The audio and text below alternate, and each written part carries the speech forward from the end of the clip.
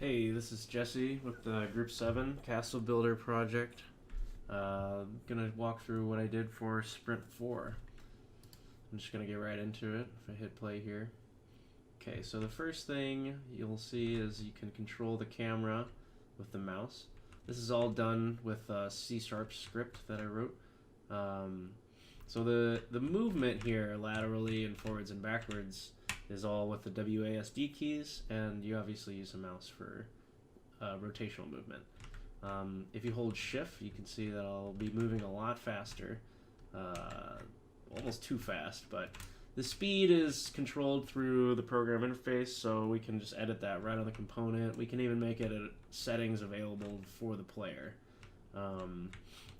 Let's see, another thing is if you hold spacebar, it's going to lock your y-axis. So here you can see I can look down, but it's not going to actually move me down. If I let go of the spacebar, I can move with my y-axis. So let's get out of the simulation. So right here, if we go to this camera, you can see these are all the components that I made public for this script right here.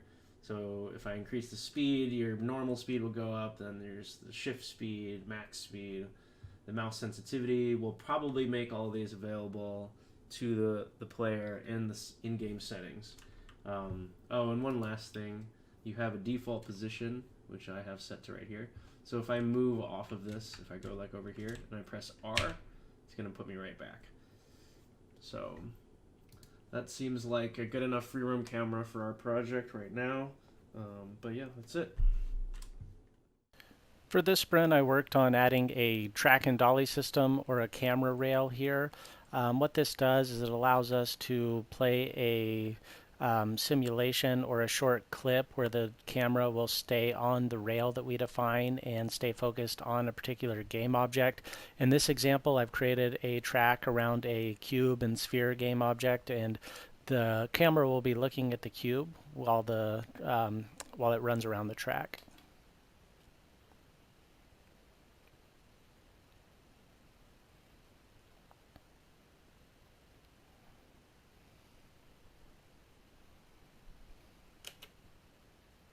This is the demo to show off the script of placing objects. Here we are, we place a gate, there's a column, there's a block. It's all done with a button press, and the gate goes up, and the gate goes down.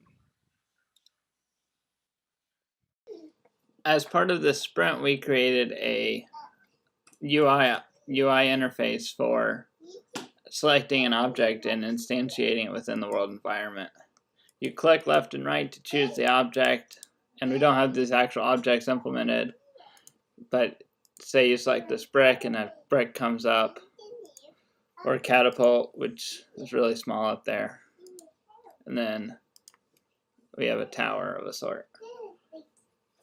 Part of our next sprint is doing better on the integration with moving these different objects together. But so far we've got the different parts, but we've still got to combine them in this sprint and the next sprint.